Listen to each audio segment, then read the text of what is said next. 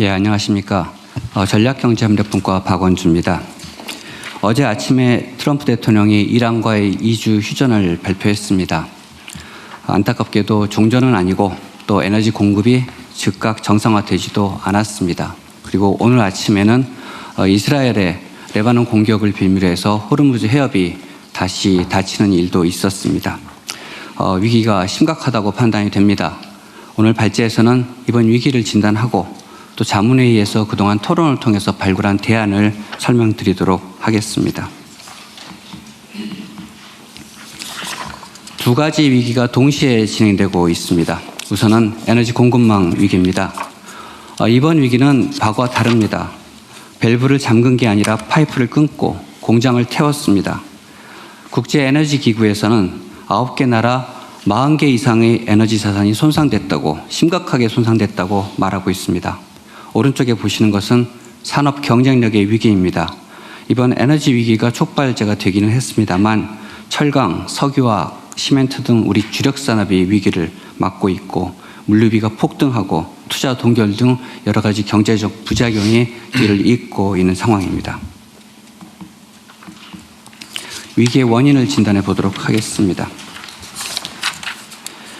1, 2차 석유파동 리비아 사태 때는 인프라가 살아있었습니다. 협상이 타결되면 다시 밸브가 열리고 공급은 회복이 됐습니다. 이번은 전혀 다릅니다. 인프라 자체가 파괴됐습니다. 또 휴전이 발표됐다고 하지만 앞으로의 어떻게 진행이 될지에 대해서도 낙관하기가 어렵습니다. 우선 인프라 복구에 여러 해가 걸릴 것으로 예상이 되고 있습니다. 두 번째로 오늘도 문제가 되고 있습니다만 이란은 호르무즈에서 통행로를 걷겠다고 고집을 부리고 있습니다. 마지막으로 핵 문제, 우라늄 문제가 여전히 해결되지 않고 있고 이스라엘은 계속해서 독자의 행동을 할 유인을 가지고 있습니다. 그리고 아랫면에서 보시는 것처럼 에너지 위기만이 아니라 질소 비료라든가 알루미늄 등 식량 위기와 산업 원자재 공급망 위로까지 번지고 있는 것이 현실입니다. 산업 쪽에서 어떤 일이 벌어지는지 조금 말씀을 드리고 싶습니다.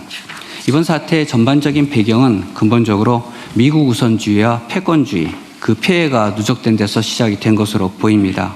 동시에 벌어진 일이 WTO가 무력화된 것이고 또 하나는 이번에 우리가 목도하고 있는 에너지 시장의 불안입니다. 앞서 보신 에너지 위기는 원가 급등을 통해서 제조업의 경쟁력을 직격했습니다만 글로벌 현장에서는 여러 나라들이 첨단 산업을 선점하기 위해서 벌써 몇 해 전부터 경합을 지속하고 있습니다. 미국의 경우에는 IRA나 칩스 액트로 첨단 산업에 4천억 달러 이상을 지원하고 있습니다. 일본은 TSMC 팹에 4,760억 엔을 지원해서 불과 28개월 만에 완공에 이뤘습니다. 반면 우리나라 같은 경우에는 용인 클러스터의 계획을 발표하고 6년이 지나서 겨우 착공을 했습니다.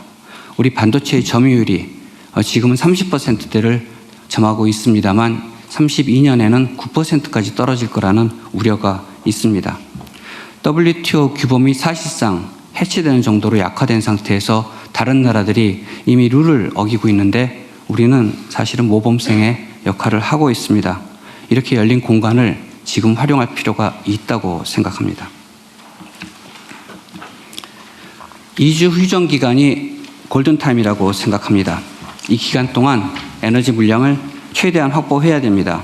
호르무즈가 지금 열리지 않고 있습니다만 열리는 즉시 유조선을 투입해야 됩니다.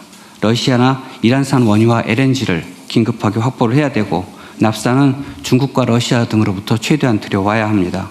두 번째는 원전의 활용입니다. 정비 일정을 조정해서 올겨울에는 원전을 최대한 가동해야 할 것이고 설계 수명이 종료된 원전에 대해서도 한시적으로 계속 운전을 할 수 있는 근거를 마련해 두어야 합니다. 석유류 최고 가격제 같은 경우에는 위기 초기에 국민들이 놀라지 않고 민생을 영위할 수 있도록 시장을 안정화시키는 데 결정적으로 기여를 했습니다. 하지만 이 위기가 장기화될 것으로 예상이 되고 있는 만큼 지금부터는 단계적으로 철회를 할 필요가 있다고 생각합니다. 취약계층에 대해서는 에너지 복지를 통해서 지원하는 것이 가장 바람직할 것으로 생각됩니다. 세 번째는 기업에 대한 긴급 지원입니다. 이번에 준비되는 추가 경정 예산 26조 2천억 원을 에너지, 민생, 그리고 중소기업의 유동성에 우선 집행해야 됩니다. 그리고 수출기업들이 많은 어려움을 겪고 있는 물류 문제를 해결하기 위한 물류비 지원, 그리고 전기요금의 합리적 조정도 필요합니다.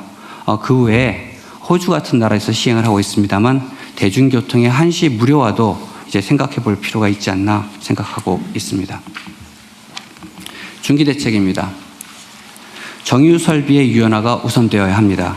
임시투자 세액공제를 비중동산 원유를 처리할 수 있는 설비를 개조하는 데 파격적으로 적용해 줄 필요가 있습니다. 지금 우리나라는 중진류 중심의 처리 설비를 갖고 있어서 미국이나 기타 경질유를 생산하는 나라로부터 들어오는 원유를 처리하는 데는 대단히 불리합니다. 인도네시아, 말레이시아, 베트남, 호주와 같은 나라들은 호르무즈를 완전히 우회하는 경로입니다. 이쪽으로부터의 원유 확보에도 신경을 써야 됩니다. 전략 비축은 120 이상으로 확대하고 싱가포르의 암굴 비축 시설에 우리 자체의 해외 거점을 만들어서 위기 시에 7일에서 10일 이내에 들어올 수 있게 하는 것도 필요합니다.